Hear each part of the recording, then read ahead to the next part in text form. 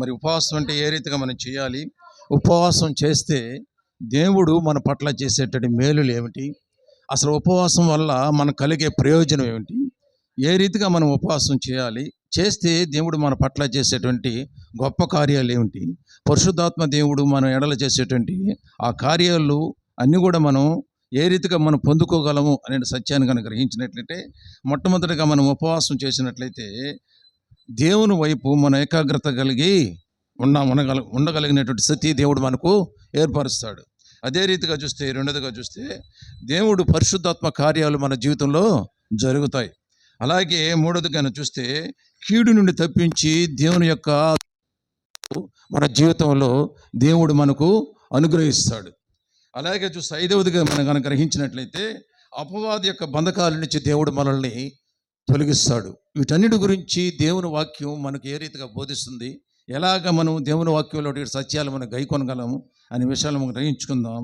ఒకసారి చూడండి, దేవుడి కార్యాలు ఏ రీతిగా ఉంటాయి ఉపవాసం ద్వారా మనం కానీ గ్రహించగలిగినట్టయితే ఎజ్రా గ్రంథం 8వ అధ్యాయం 2వ వచనం చూద్దాం. దేవుడు మరి ఎజ్రా యొక్క ప్రయాణంలో దేవుడు వాళ్ళు ఎలాగా వాళ్ళ యొక్క బబులోను దేశం నుంచి యెరూషలేము పట్టణానికి ప్రయాణమైపోతున్నప్పుడు వాళ్ళ ఎడల దేవుడు చేసేటువంటి కార్యాలు ఏమిటి, వాళ్ళు ఎందుకని ఆ రీతిగా వాళ్ళు ఉపవాసం ఉండాల్సి వచ్చిన ప్రయత్నంగానే చూస్తే చూడండి ఒకసారి ఎజ్రా గ్రంథం.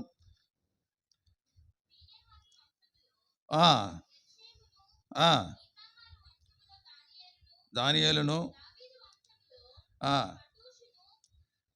8వ అధ్యాయం 2వ వచనం.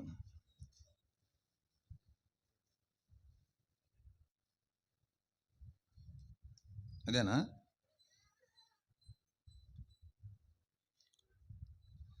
చదువు.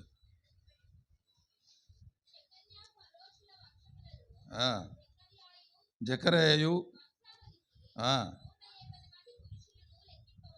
18వ వచనం చూడు ఒకసారి. మా దేవుని కరుణాహస్తం మాకు తోడుగా ఉన్నందున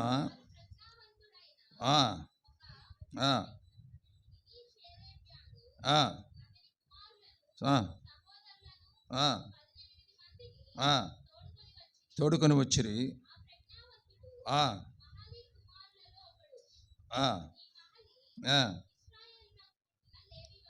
అయితే ఇక్కడ ఈ వంశావళుల గురించి దేవుడి యొక్క యెషయా గ్రంథంలో తెలియజేస్తూ, వీళ్ళు బబులోను దేశానికి ఈ యొక్క వంశావళి నుంచి మరి దానియేలు వెళ్ళాడు, శద్రకు మేషకు అబేద్నెగో వారు అనేకులు బబులోను దేశానికి బానిసలుగా కొనుపోబడిన తర్వాత వీళ్ళ యొక్క దేశంలో జరిగినటువంటి సంఘటన, అక్కడ జరిగినటువంటి అద్భుతమైన కార్యాలు, దేవుడు వాళ్ళ పట్ల చేసినటువంటి మేళ్ళు అన్నీ కూడా మనం దేవుని వాక్యాలు మనం చూడగలం.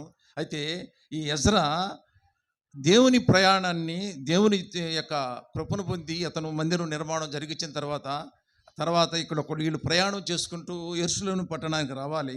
అలా రావాల్సిన సందర్భం వాళ్ళకి ఏర్పడినప్పుడు ఎలా జరిగిందంటే, వీళ్ళు ఉపవాసాన్ని చాటించి ఉపవాసం చేసిన తర్వాత దేవుడు మాకు మేలులు చేస్తాడు, దేవుని యొక్క కృపమైన పొందుకొని ఈ యొక్క ప్రయాణమైన కొనసాగించాలని వాళ్ళు పిల్లలేమి గనులేమి అందరూ కూడా కలిసి దేవుని సన్నిధిలో ఉపవాసం ఉండి వాళ్ళ ప్రయాణం అంతటిలో కూడా వాళ్ళు యొక్క దొంగల భయం నుంచి మమ్మల్ని కాపాడాలని, అదే రీతిగా చిన్నపిల్లల నుంచి వాళ్ళ యొక్క ప్రయాణంలో కూడా దేవుడు వాళ్ళకి తోడుగా ఉండాలని, అనేక రీతిలుగా దేవుడి యొక్క కాపుదల, దేవుని యొక్క కరుణాహస్తం వాళ్ళకి తోడుగా ఉండాలని వాళ్ళ ప్రయాణం అంతటిలో కూడా దేవుని వాళ్ళు కోరుకున్నారు. అదే ఆ యొక్క వచ్చిన 31 రోజులు చెప్తాడు ఉపవాస ప్రార్థనని వాళ్ళు ఆ రీతిగా వాళ్ళు ఆచరించారు.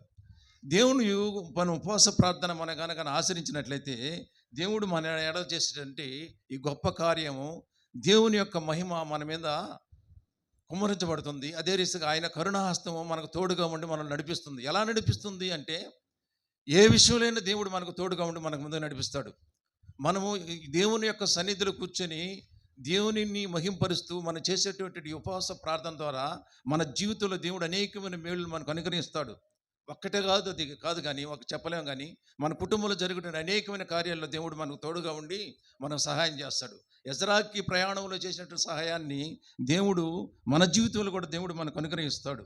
అదేవిధంగా మనం చూస్తే మరి యోనా యొక్క జీవితంలో ఆయన చేసినటువంటి ఆ యొక్క పరిచర్యలో దేవుడికి ఆయన ఇచ్చినటువంటి మాట చొప్పున వెళ్ళి నినివే పట్టణంలో ప్రకటించమన్నాడు. నినివే పట్టణంలో ప్రకటిస్తున్నప్పుడు దేవుడు నినివే యొక్క పట్టణస్థుల యొక్క ప్రార్థన ఏ రీతిగా విన్నాడు అంటే, ఆడ వెళ్ళాడు, నినివే పట్టణం సర్వనాశనం అయిపోతుంది, దాన్ని తగులు పెట్టేస్తున్న దేవుడు యోనాతో అక్కడ ప్రకటన చేసినప్పుడు, మరి నినివే యొక్క పట్టణస్థులు ఏ రీతిగా ప్రార్థన చేశారంటే ఏకాత్మ కలిగి ప్రార్థన చేశారు. ఒకరు కాదు, ఇద్దరు కాదు, కానీ గనులేమి అల్పులేమి అందరూ కూడా కలిసి ఏకాత్మతో కలిగి ప్రార్థన చేశారు. అంటే ఏకాత్మతో కలిగి ప్రార్థన చేయటం అంటే, మరి పేతురు గారు ఒక సందర్భంలో మనకి తెలియజేస్తాడు. ఎలా తెలియజేస్తాడంటే, సంఘమంతా కలిసి ఏకీభవించి ప్రార్థన చేస్తున్నాడు, పాతాళపు పునాదులు కదులుతాయి అంటాడు. కనుక మనం సంఘమంతా ఏకీభవించి ప్రార్థన చేయాలి. ప్రార్థన చేసినప్పుడు ఖచ్చితంగా దేవుడు మనకు అద్భుతమైన కార్యములను జరిగిస్తాడు. అంటే ఈ యొక్క సంఘ ప్రార్థన ఏ రీతిగా మన కుటుంబాల్లో పనిచేస్తుందంటే, నినివే యొక్క పట్టణంలో ప్రజల్లో యొక్క చేసిన కార్యాలు మన జీవితాల్లో కూడా మనకు జరుగుతాయి. ఇక్కడ మనం అందరూ కూర్చొని ఇక్కడ ఏకాత్మత కలిగి మనం ప్రార్థన చేసినాడు. ఇక్కడ నువ్వు చేసిన ప్రార్థన నీ కుటుంబంలో కార్యాలు జరిగించేటట్టు గొప్ప కార్యాన్ని దేవుడు నీ ఎడల నా ఎడల జరిగిస్తాడు. అదే రీతిగా మనం గమనించినట్లయితే యావేలు యొక్క ప్రార్థన కూడా మనం గమనిస్తే, యావేలు పత్రికలు కూడా చెప్తాడు, 2వ అధ్యాయం 12వ వచనం చెప్తాడు, ఉపవాస ప్రార్థన మనిషిని పాపం వైపు నుంచి తిప్పి సన్మార్గంలో నడిపిస్తుంది అంటాడు. ఉపవాస ప్రార్థన ఏ రీతిగా నడిపిస్తుందంట, పాపం వైపు నుంచి మనిషిని తీసుకొని వచ్చి సన్మార్గంలో నడిపించేటువంటి గొప్ప కార్యాన్ని ఉపవాస ప్రార్థన ద్వారా మనం పొందుకోగలం. చూడండి ఒకసారి ఉపవాస ప్రార్థన యావేలు గ్రంథం 2వ అధ్యాయం 12వ వచనం చెప్తాడు ఆ విషయాన్ని. ఎప్పుడైనాను ఉపవాసం ఉండి కన్నీరు విడుచుచు దుఃఖించుచు మనస్పూర్వకంగా తిరిగి నా యొద్దకు రండి, ఇదే యెహోవా వాక్కు. ఆ రీతిగా కన్నీళ్లు విడుచుతూ దుఃఖపడుతూ ప్రార్థన చేసిన నాడు దేవుడు పాపం వైపు నుంచి మనిషిని తిరిగి తన యొక్క సన్మార్గులకు నడిపించి తన రక్తం చేత కడగబడి దేవుడి యొక్క మహిమను మనం పొందుకోగలమనే సత్యాన్ని యావేలు గ్రంథకర్త మనకు తెలియజేస్తున్నాడు. అదే రీతిగా మనం చూస్తే, మరి దానియేలు చేసినటువంటి ప్రార్థనలో కూడా పరిశుద్ధాత్మ యొక్క శక్తిని ఏ రీతిగా మనం పొందుకున్నాడు అనే విషయాన్ని కనుక గ్రహిస్తే, మరి దానియేలు గ్రంథం 9వ అధ్యాయం 3వ వచనం ఒకసారి చూడండి. ఒకసారి దానియేలు గ్రంథం 9వ అధ్యాయం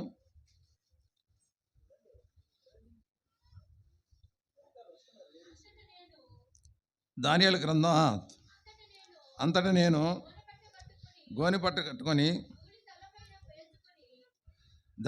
కట్టుకొని ధూళి తలపై పోసుకొని ఉపవాసం ఉండి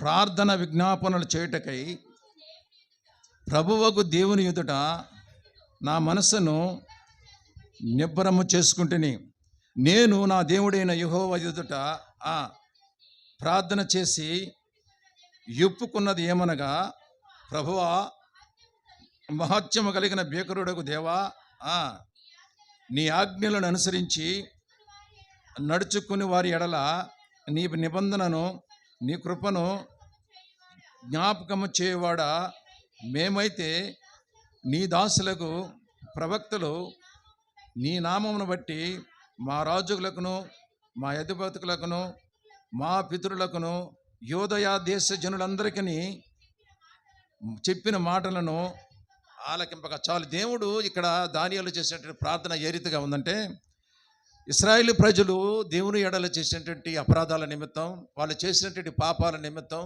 వాళ్ళు ఏ రీతిగా అయితే దేవుణ్ణి కానాన యాత్రలో వాళ్ళు ఎంతగా దేవుని హింసించారో, దేవుణ్ణి ఎంతగా వాళ్ళు ఇబ్బందికరమైన స్థితిలోకి తీసుకొని వచ్చారో, అవన్నిటి దోషాలని పరిహరింపమని మరి దానియేలు వాళ్ళ యొక్క పితరుల గురించి ప్రార్థన చేస్తున్నాడు. ఉపవాస ప్రార్థన తన గురించి తాను చేసుకోవటం కాదు, కానీ తనని ఆపద నుంచి తాను రక్షించుకోమని చెప్పటమే కాదు, కానీ తన పితరుల కొరకు కూడా తాను ప్రార్థన చేస్తూ దేవుని మహింపరుస్తున్నాడు. ఎలా ప్రార్థన చేస్తున్నాడంటే, దేవా, మా పితరులు తండ్రి నిన్ను అలా ఏ రీతిగా ఐగుప్తు దేశం నుంచి మీరు ఇశ్రాయేలు ప్రజల్ని కానాన యాత్రకు నడిపిస్తున్నారో, ఆ నడిపించేటి క్రమంలో అనేక రీతిలుగా వాళ్ళ పాపం చేసి నీ ఆజ్ఞను గైకొనలేక, నీ మాట చొప్పున నడవలేక పాపం చేసి నిన్నెంతగా నేను ఇబ్బందికరమైన స్థితిలో తీసుకుని వచ్చారు ప్రభా, మీ ఎరుగుదం తండ్రి. అందుకని మా ఎడల దయించి మా పితరులు చేసినటువంటి ఆ పాప దోషాన్ని మా మీదకు రప్పించుకుంటాం, మా పితరులు కూడా క్షమించమని చెప్పి ఉపవాస ప్రార్థన ద్వారా దానియేలు మరి దేవుని వేడుకున్నాడు. కనుక ఈ మనం మన యొక్క ఈ ఉపవాస ప్రార్థన ద్వారా కూడా మనం దేవుణ్ణి మనము ఏడుకునే బిడ్డలుగా మనం ఉండాలి. ఎలా ఉండాలంటే మన కొరకే కాదు కానీ మన కుటుంబంలో ఉన్నటువంటి మరి యొక్క మన బిడ్డల కొరకైతేనేమి, మన యొక్క సహోదరుల కొరతనేమి, ఈ యొక్క గ్రామంలో ఉన్నటువంటి అందరి కొరకు కూడా మనం ప్రార్థన చేసేవారిగా మనం ఉండాలి. ఈ ప్రార్థన చాలా ప్రాముఖ్యమైనది కనుక ఉపవాస ప్రార్థన దీన్ని గ్రహించుకొని దీంట్లో ఉన్నటువంటి సార్థకతను గ్రహించి ఏ రీతిగా అయితే మనం ప్రార్థన చేసే దేవుడు మనకు మేలు చేయగలడో అలాంటి ఏకాగ్రత కలిగి దేవుని వైపు మనం మళ్ళీ ప్రార్థన చేయాలి. ఎలా చేయాలంటాడు? ఏకాగ్రతతో దేవుని ప్రార్థన చేయాలి. అదే రీతిగా మనస్పూర్వకంగా ప్రార్థన చేయాలంటాడు దేవుడు. అలా ప్రార్థన చేస్తున్నాడు. ఖచ్చితంగా ఈ ఉపవాస ప్రార్థనలో ఉన్నటువంటి సార్థకతను గ్రహించుకొని దేవుడు నీ పట్ల మేలు చేయగలిగేటువంటి కృపను మనకు దయచేయగలడు. అదే రీతిగా చూస్తే నిర్గమకాండంలో కూడా 34:27 వచనంలో చెప్తాడు దేవుడు, మోషే గారు 40 రోజులు ఉపవాస ప్రార్థన చేశాడు. ఎలా చేశాడంటే సినాయి పర్వతం మీదకి మరి మోషేని గారిని పిలిచాడు. మరి వెళ్ళి దేవుని ఎదుట కూర్చున్నప్పుడు ఆ నిబంధన పలకలు రాసేటి క్రమంలో దేవుడు మోషే గారితో ముఖాముఖిగా అంటే ఆయన స్వరాన్ని దేవుడు ఆయనకు వినిపిస్తున్నప్పుడు ఆయన 40 రోజులు పగలు రాత్రులు అతనితో కూడా కూర్చొని ఉపవాసంలో ఉండి దేవుణ్ణి మహింపరిచాడు. అంటే దేవుడు అతనికి ఏమైనా ఆహారం ఇచ్చాడంటే అవ్వలేదు, కానీ ఆయన యొక్క ఉపవాసంతో దేవుడి దగ్గర ఉండి ఆ నిబంధన పలకను తీసుకుని వచ్చినట్టుగా మనం గ్రహించగలం. అదే రీతిగా మనం చూస్తే అపోస్తల కార్యంలో కూడా చెప్తాడు 13:23 వచనం చూస్తే ఉపవాస ప్రార్థన ద్వారా ప్రత్యేకింపబడినటువంటి ఇద్దరు వ్యక్తులు దేవుడు వాళ్ళకి మహింపరిచాడు. ఇవన్నీ కూడా మనం ఎలా గ్రహించగలమంటే ఉపవాస ప్రార్థన ద్వారా వాళ్ళ అపోస్తులు పరిశుద్ధాత్మ శక్తిని పొందుకున్న వారి వాళ్ళలో ఒక వివాదం ఏర్పడింది. ఎవరిని మనం ఎంచుకొని అపోస్తుల యొక్క కార్యాలు మనం నిర్వహించాలి అన్న ఆలోచన వాళ్ళకి కలిగినప్పుడు మరి బర్నబాను సౌలును వాళ్ళు ప్రత్యేకించబడిన వారుగా ఉన్నారు. ఆ విషయాన్ని వాళ్ళు తెలుసుకోగలిగారు అంటే దేవుడు వాళ్ళకి ఇదే మనం ఇందాక గ్రహించాం కదా, దేవుని యొక్క ప్రత్యక్షతను బయలుపరుస్తుంది అంటే పరిశుద్ధాత్మ కార్యాలు మన జీవితంలో జరుగుతాయి. అలా మన పరిశుద్ధాత్మ కార్యాలు మన జీవితంలో జరగాలంటే వీళ్ళు అపోస్తులు ఉపవాసం ఉండి ఎవరిని మనం ఎంపిక చేసుకోవాలని ఆలోచన కలిగినప్పుడు వాళ్ళు బర్నబాను సౌలు వాళ్ళు ఎంపిక చేసుకోగలిగారు. అలాగే మనం చూస్తే ఆయన కార్యాలు ఏ రీతిగా ఉన్నాయని మనం గ్రహించినట్లయితే 2 కొరింథీ పత్రిక 11:27 చెప్తాడు. చూడండి, పౌలు గారు కూడా ఏ రీతిగా తన ఉపవాస ప్రార్థన ముందుకు సాగించాడో, ఎలాగ ఎన్నేకమైన పరిస్థితులు కూడా ఆయన ఉపవాస ప్రార్థన జరిగిస్తూ తన ప్రయాణాన్ని 3 దఫాలు ప్రయాణం చేశాడు. ఆ 3 ప్రయాణాల్లో అనేక రీతిలో ఆయన ఇబ్బంది పడ్డాడు. ఒక్కోసారి ఓడ ప్రయాణం చేశాడు, అదే రీతిగా నది ప్రయాణం చేశాడు. ఓడ ఒక్కోసారి మునిగిపోయింది, అనేక రీతిలుగా ఆయన ఇబ్బందికరమైన స్థితిలో పెట్టారు, బెత్తాలతో కొట్టారు, పాడుబడిన బావిలో పడేశారు, అనేక రీతిలుగా హింస పెట్టారు. ఆ హింస పెట్టిన తరుణంలో కొన్ని సందర్భాల్లో ఆకలి దప్పులతో నశించిపోయాడు. అలా నశించిపోతున్న కూడా ఉపవాస దినాన్ని ప్రతిష్ఠించుకొని తనకు ఒక ఉపవాస దినం అనే దినం ఒక ఏర్పాటు చేసుకోవాలని ఆ దినాన్ని అతను ఉపవాసం ఉంటూ మళ్ళీ ప్రయత్నం చేశాడు. ఆకలితో దప్పులు తలమటిస్తున్నాడు ఒక పక్క, మళ్ళీ ఉపవాస దినాన్ని మళ్ళీ ప్రయత్నం చేస్తున్నాడు. నేను ఆకలితో ఉన్నాను కదా, 3 రోజులు నాకు ఆహారం లేదని చెప్పి ఉపవాస దినం అనే ఆ దినం వచ్చేటప్పటికి మళ్ళీ ఆ దినం కూడా ఉపవాసం ఉండి ముందుకు సాగేవాడు. ఆహారం దొరికింది కదా అని తినేవాడు కాదు. కనుక ఉపవాస దినంలో ఉన్నటువంటి యొక్క ప్రత్యేకతను మనం గ్రహించాలి. దీంట్లో ఉన్నటువంటి ఆ గొప్పతనాన్ని గ్రహించుకొని దాంట్లో ఉన్నటువంటి దేవుని యొక్క మహిమను పరిచేదానికి దేవుడు మనకు అనుగ్రహించినటువంటి ఈ గొప్ప తరుణాన్ని మనం సద్వినియోగం చేసుకోవాలి, కానీ దుర్వినియోగం చేసుకునే వారికి మనం ఉండకూడదు. అయితే మనం గ్రహించినట్లయితే ఇన్ని వచనాల్లో ఉన్నటువంటి ఉపవాస ప్రార్థనలో ఉన్నటువంటి గొప్పతనాన్ని మనం చూసాం. వాళ్ళు మేలులు పొందుకున్నారు. అదే రీతిగా మనం గ్రహించినట్లయితే ఉపవాస ప్రార్థన ద్వారా ఎంతోమంది విజయం పొందుకున్నట్టు వారు కూడా మనం గ్రహించగలం.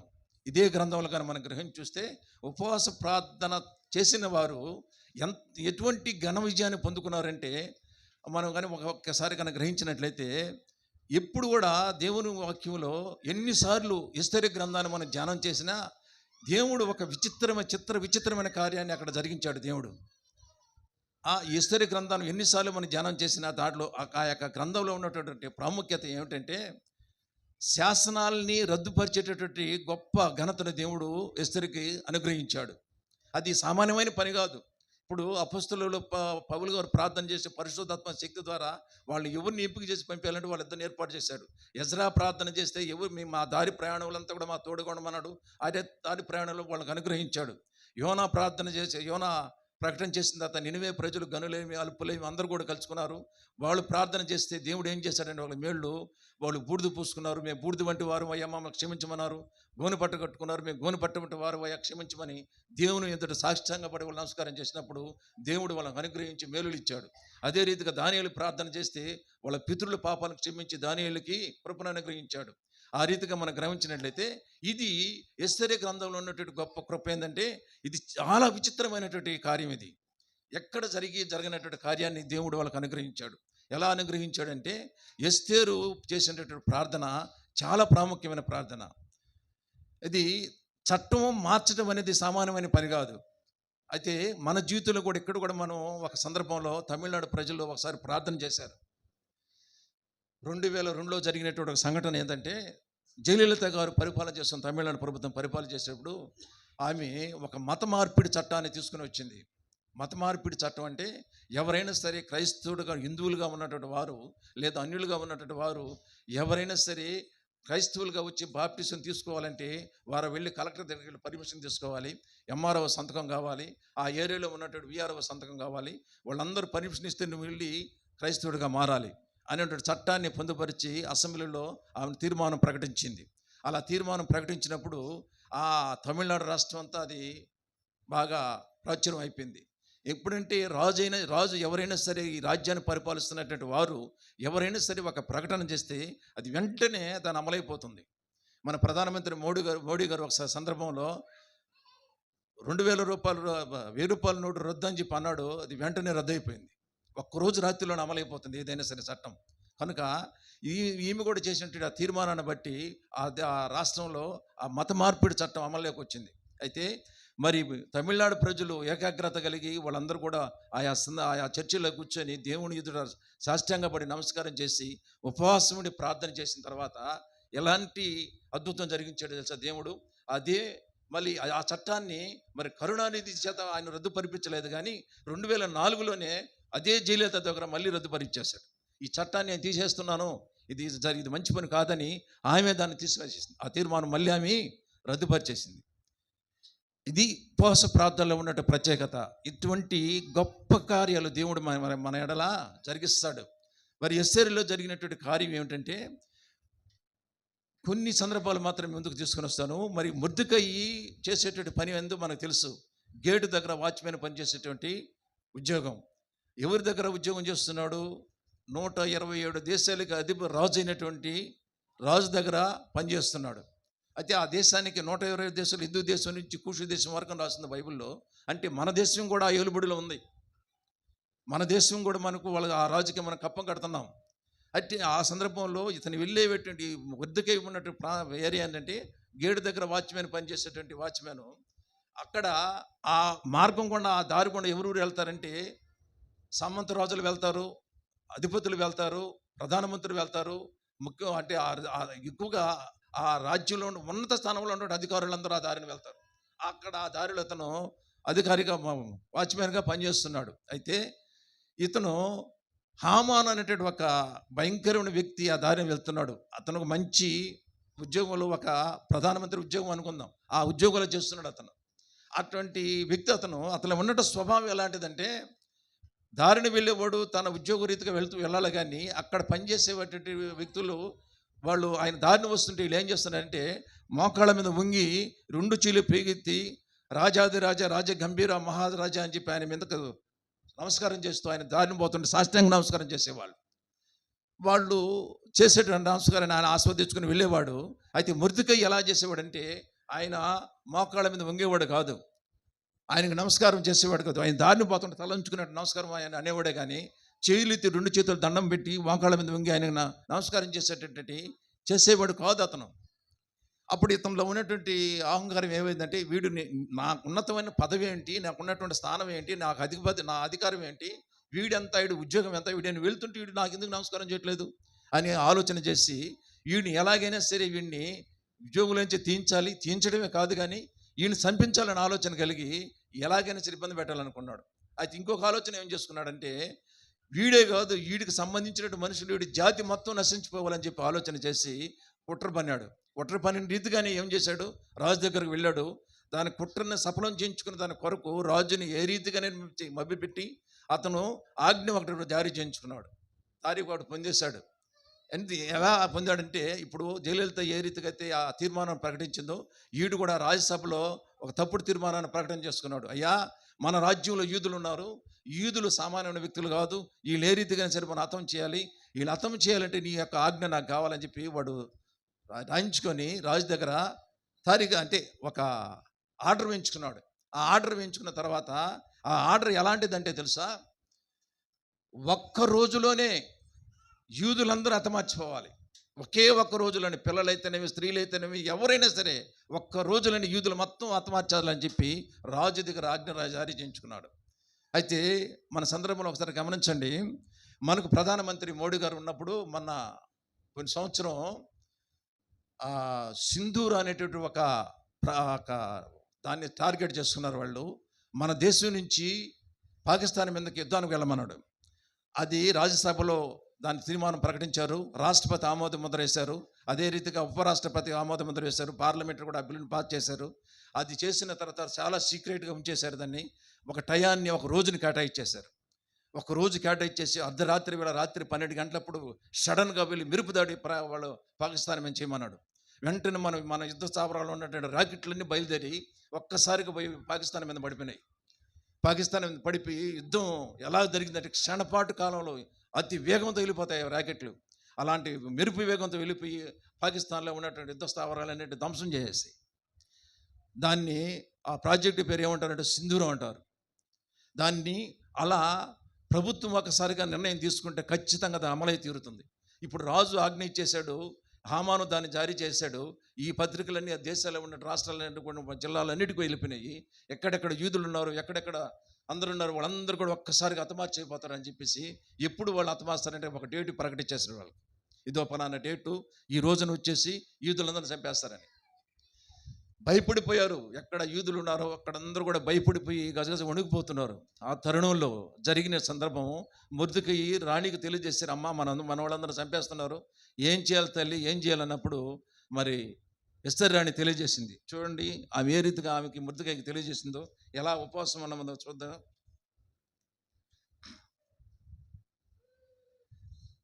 20వ అధ్యాయం 26వ వచనం చూద్దాం. ఎస్తేరు గ్రంథం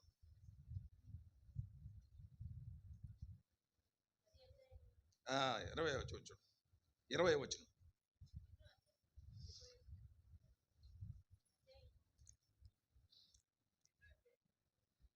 ఆ 3వ అధ్యాయం చూడదాక 4వ అధ్యాయం.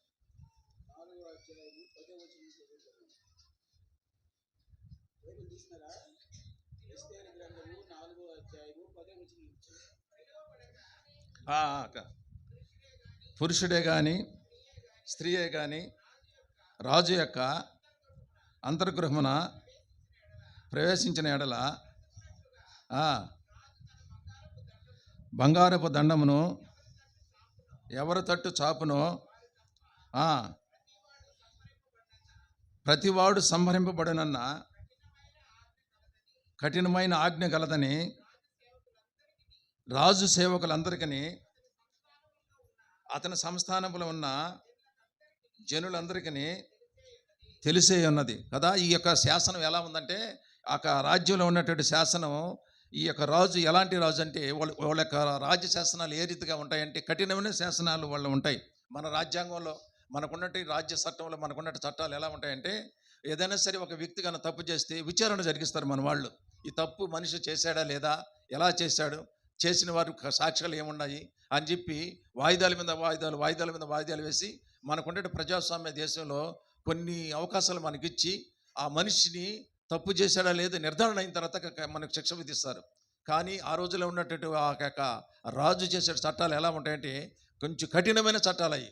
ఒక మనిషి దొంగతనం చేస్తే మనిషిని ఎలా చేశారంటే చేళ్ళు నరికిచ్చేసేవారు, అబద్ధం చెప్తే నాలుకలు కోసేవారు. అదే రీతిగా ఏదైనా సరే అత్యాచారం చేస్తే, స్త్రీల మీద అత్యాచారం చేస్తే ఎలా చట్టాలు ఉంటాయంటే మనిషి బతుకున్నప్పుడే చర్మాన్ని ఒలిపించేసేవారు. అలాంటి కఠినమైన చట్టాలు వాళ్ళ దేశంలో జరుగుతున్నాయి. అలాంటి జరుగుతున్నప్పుడు మరి ఎస్తేరు రాజు దగ్గరికి వెళ్ళాలంటే రాజు దగ్గర ఉన్నటువంటి కఠినమైన చట్టం ఏంటంటే, రాజు దగ్గర వెళ్ళాలంటే రాజు పిలిస్తే తప్ప ఆ రాజు దగ్గరకు వెళ్ళకూడదు. రెండోది వచ్చి ఆయన చేతిలో ఉన్నట్టు ఆ దండం ఎవరి వైపు చూస్తే ఆ మనిషికి ఆ మనిషి మాత్రమే రావాలి, కానీ రాజు పిలిస్తే కానీ లోపలికి వెళ్ళకూడదు అనే చట్టం ఒకటి ఉంది. ఆ చట్టం తెలుసు కూడా మరి ఎస్తేరు ఏం చేసిందంటే, మీరు వెళ్ళి యూదులందరినీ కూడా సమకూర్చి మీరందరూ కలిసి ఉపవాసం ఉండి ప్రార్థన చేస్తే నేను వెళ్ళి రాజు దగ్గర వెళ్తాను. ఒకవేళ నేను చనిపోతానేమో కానీ రాజు చేతిలో ఆయన ఆజ్ఞకు లోబడిపోయి చనిపోతానేమో కానీ, అయినా సరే మీ అందరి నిమిత్తం నేను వెళ్తానని చెప్పి దీనికి నేను వెళ్ళాలి అంటే మీరందరూ కలిసి ఏం చేయాలంటే, మొట్టమొదటి మీరందరూ కలిసి ఉపవాస ప్రార్థన చేయమన్నది. చెప్పిన రీతిగానే మరి ఎస్తేరు వెళ్ళింది, రాజు దగ్గర వెళ్ళింది. రాజు యొక్క సభలో వెళ్ళినప్పుడు రాజు ఆమెను పిలవనంపించాడు. చూడండి రాజు యొక్క కనికరం ఆమె మీద ఎలా పుట్టిందని చెప్తాడు రాజు. 5వ అధ్యాయం 1వ వచనం చూద్దాం. ఎస్తేరు రాజభూషణము ధరించుకొని ఆవరణములో రాజు సన్నిధికి వెళ్ళి నిలిచెను. రాజనగరు ద్వారమునకు ఎదురుగానున్న ఆ రాజావరణములో తన రాజశాసనం మీద కూర్చొని ఉండెను. రాణి అయిన ఎస్తేరు ఆవరణములో నిలబడి రాజు చూడగా ఆమె యందు అతనికి దయ పుట్టెను. రాజు తన చేతిలో నుండి బంగారు దండమును ఎస్తేరు తట్టు చాపగా ఎస్తేరు దగ్గరకు వచ్చి దండము యొక్క కొనను ముట్టాను కదా. గ్రహించండి, ఇప్పుడు రాజుకి ఎవరి పట్ల దయ పుట్టిందంట?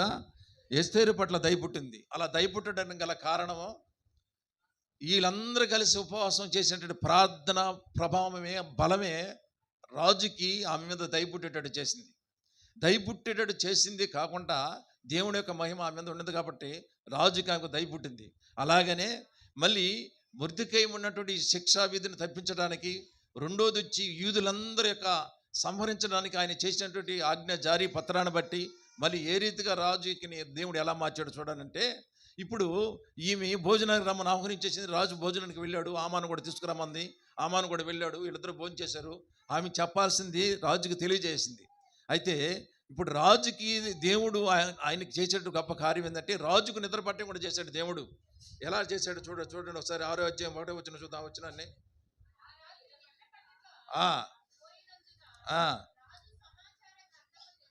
రాజు సమాచార గ్రంథం తెచ్చి తెమ్మని రాజు ఆజ్ఞయగా రాజు ఇతడు చదివి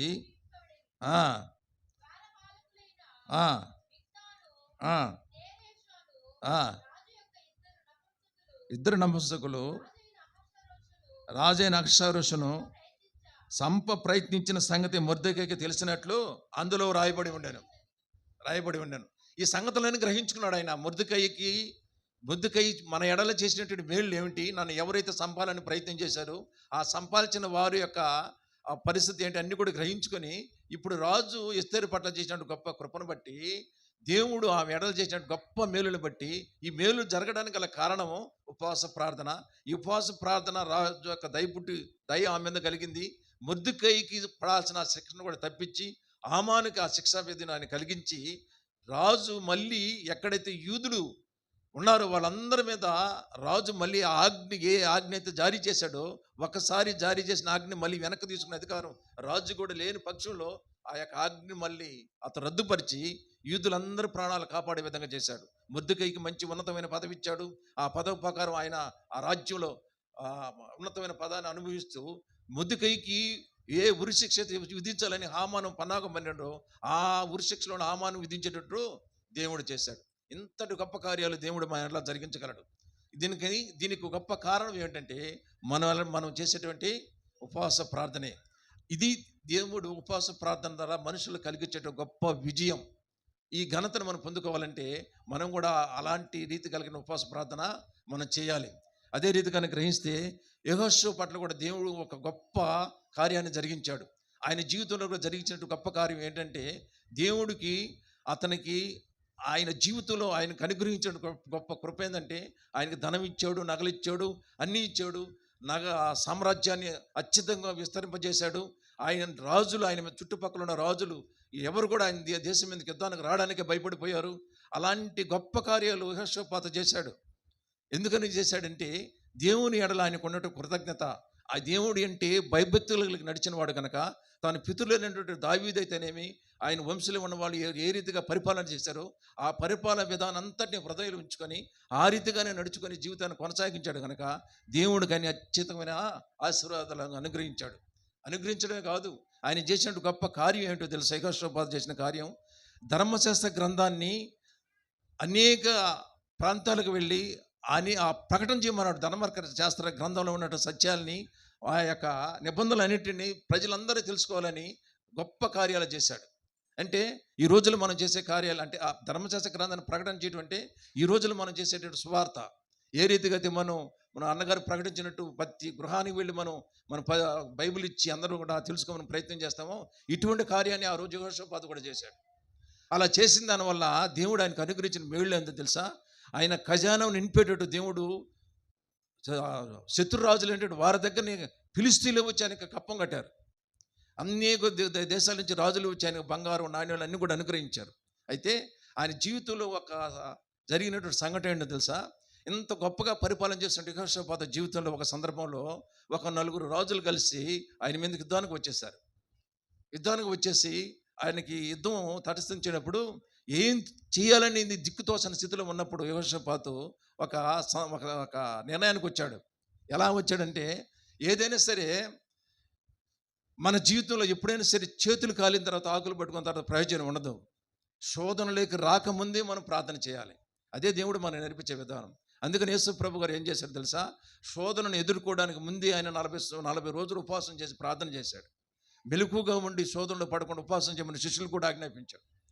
ఎందుకని అన్నగారు ఈ విధంగా మనల్ని అందరూ కూడా సమకూర్చి ఇక్కడ కూర్చోబెట్టి మనల్ని ఈ 3 గంటల సేపు ప్రార్థన చేయమని ఎందుకని మనకు ప్రయత్నం చేస్తున్నాయంటే, ఇప్పుడు అక్క అన్న ఇద్దరే కూర్చొని ప్రార్థన చేస్తే మన పరలోకానికి వెళ్ళగలమా? మనల్ని అందరూ కూడా ఆత్మీయమైన స్థితిలో నడిపిస్తేనే తప్ప మనం పరలోకి వెళ్ళాలి అంటే మన జీవితంలో మనం పొందుకోవాలంటే, ఒక అద్భుతమైన స్థితిని మనం పొందుకోవాలంటే మనం కూడా ఉపవాసం ఉండి ప్రార్థన చేయాలి. మనం కూడా అందరూ కూడా కలిసి ఏకాగ్రతతో ఉపవాసం ఉండి ప్రార్థన చేసినాడు పరిశుద్ధాత్మైనటువంటి మేలును మనం పొందుకోగలం. అందుకని చెప్తాడు కదా, ఉపవాస ప్రార్థనలో ఉన్నటువంటి సత్యాలను దేవుడు మనకి ఏ రీతిగా బయలుపరుస్తాడంటే, ఏకాగ్రత కలిగి దేవునితోటి తిరిగి ప్రార్థన చేయాలంటాడు. అదే రీతిగా దేవుని యొక్క ప్రత్యక్షతను మనం కనపరుచుకోవాలంటాడు. ఇప్పుడు యెహోషువ జీవితంలో దేవుని యొక్క ప్రత్యక్షను దేవుడు అనుగ్రహించాడు అతనికి. ఇప్పుడు ఆయన జీవితంలో చేసినటువంటి కార్యాలు ఏమిటో తెలుసా? ఇప్పుడు 3 రాజులు ఆయన మీదకి యుద్ధానికి వచ్చేసారు. ఏ దిక్కుతోచని స్థితిలో ఉన్నాడు యెహోషాపాతు ఏం చేశాడు తెలుసంటే, ఆయన రాజ్యంలో ఉన్నటువంటి జనులందరినీ దేవుని మందిరంలోకి రమ్మన్నాడు. ఎక్కడ రమ్మన్నాడు? దేవుని మందిరంలోకి రమ్మన్నాడు. మీరు ఎక్కడ కూర్చొని వాళ్ళు అక్కడ ప్రార్థన చేయమని చెప్పలా. అందరు కలిసి దేవుని మందిరంలోకి రండి, మనం ఇక్కడ చేరి మన దేవుని ప్రార్థన చేయాలన్నాడు. ఇక్కడ చేరి మన దేవుని ప్రార్థన చేస్తే దేవుడు మనకు అందులో ఎలా ప్రార్థన చేయాలన్నాడు? ఉపవాసం ఉండి మనం ప్రార్థన చేస్తే దేవుడు మనకు ఆయన ఆశీర్వాదం మనకు అనుగ్రహిస్తాడని జీవులందరినీ తీసుకుని రమ్మన్నాడు. చూడండి ఒకసారి ఆ వచనం చూద్దాం. దినవృత్తాంతాల 2వ గ్రంథం, దినవృత్తాంతాల 2వ గ్రంథం 20వ అధ్యాయం 8వ వచనం చూద్దాం.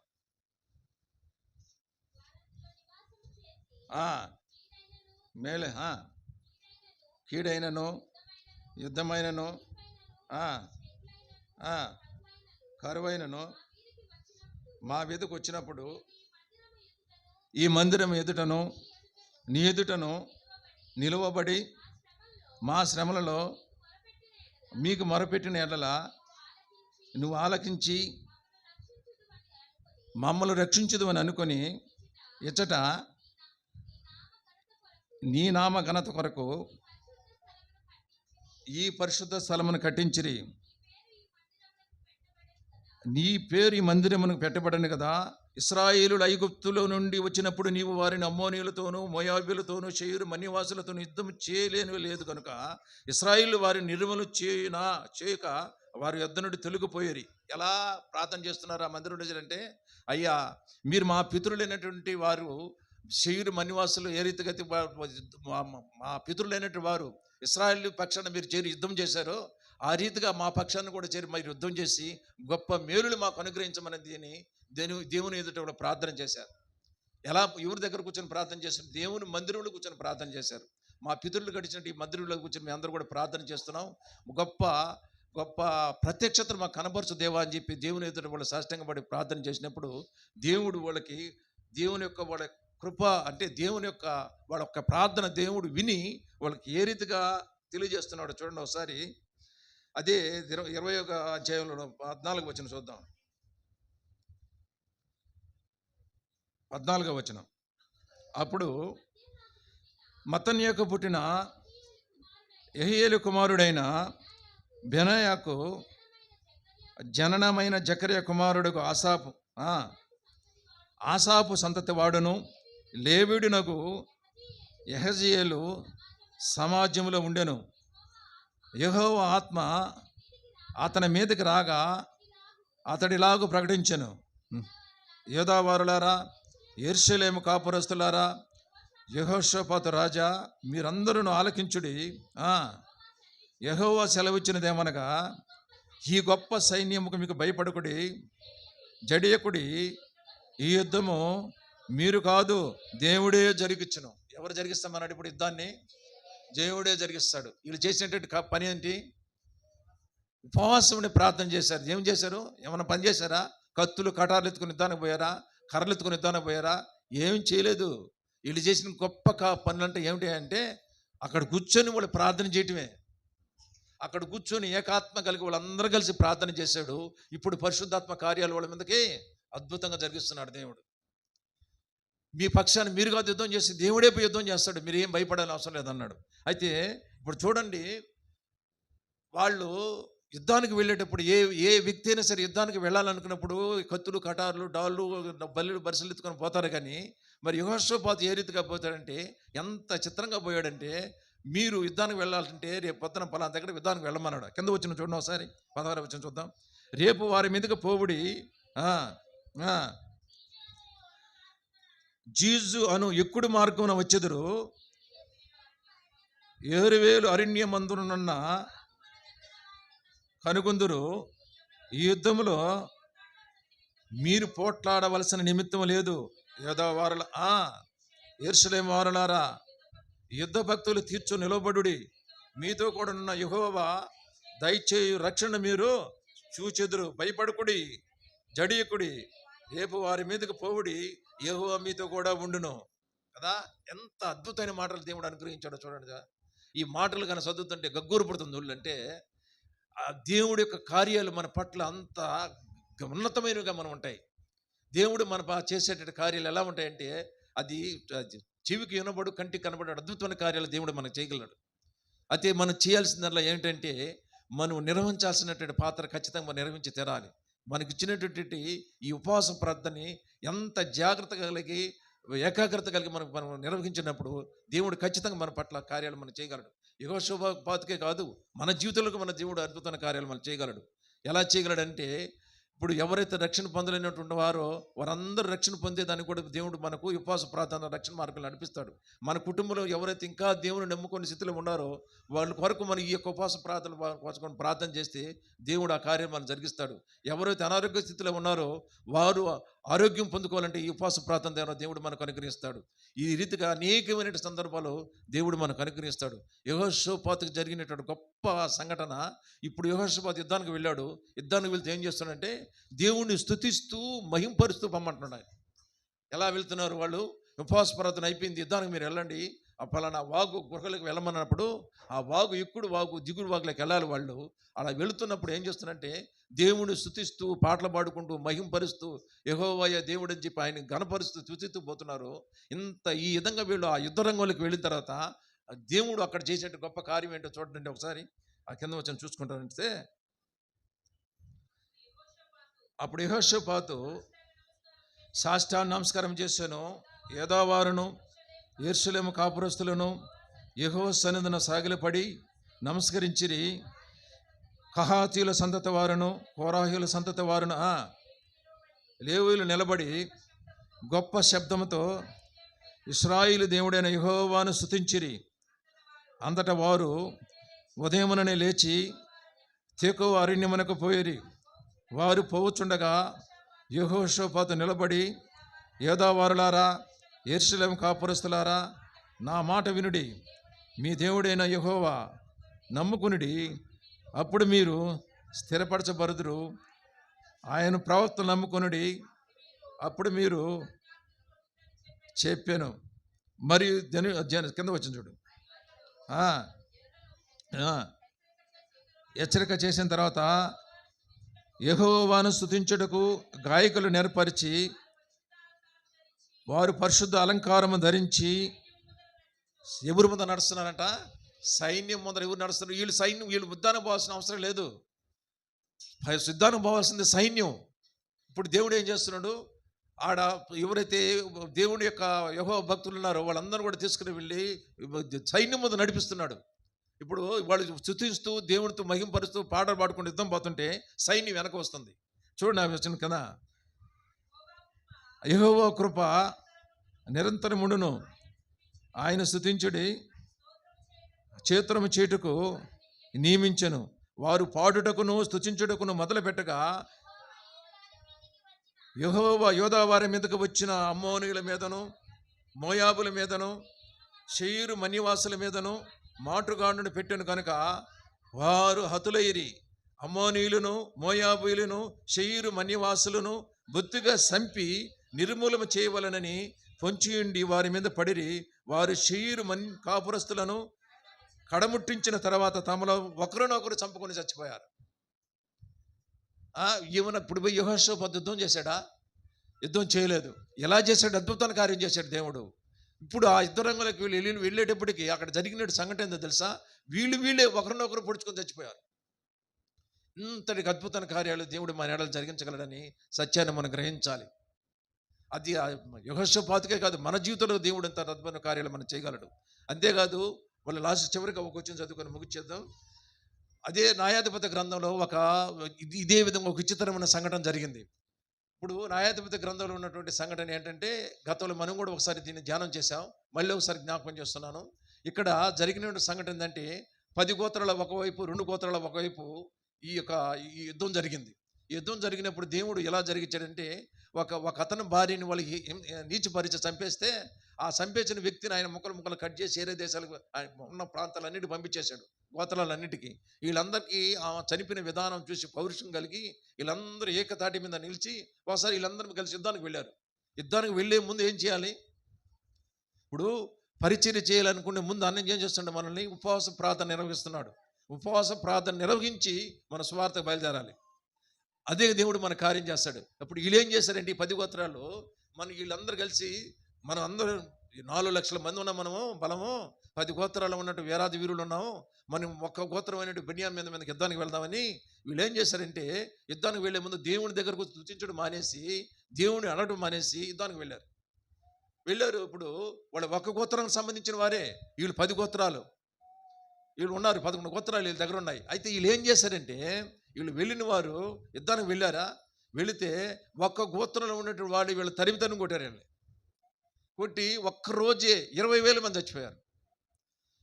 ఆ సంఘటనలకు అర్థం కాలేదు. మళ్ళీ వచ్చేసారు, ఏమిట్రా విచిత్రం, ఇంత విచిత్రం జరుగుతుందో, మనం ఇంతమంది ఉన్నాము, ఒక గోత్రంతో మనం జయించలేకపోతున్నామని రెండోసారి మళ్ళీ వెళ్ళారు. రెండోసారి మళ్ళీ 18,000 మంది చచ్చిపోయారు.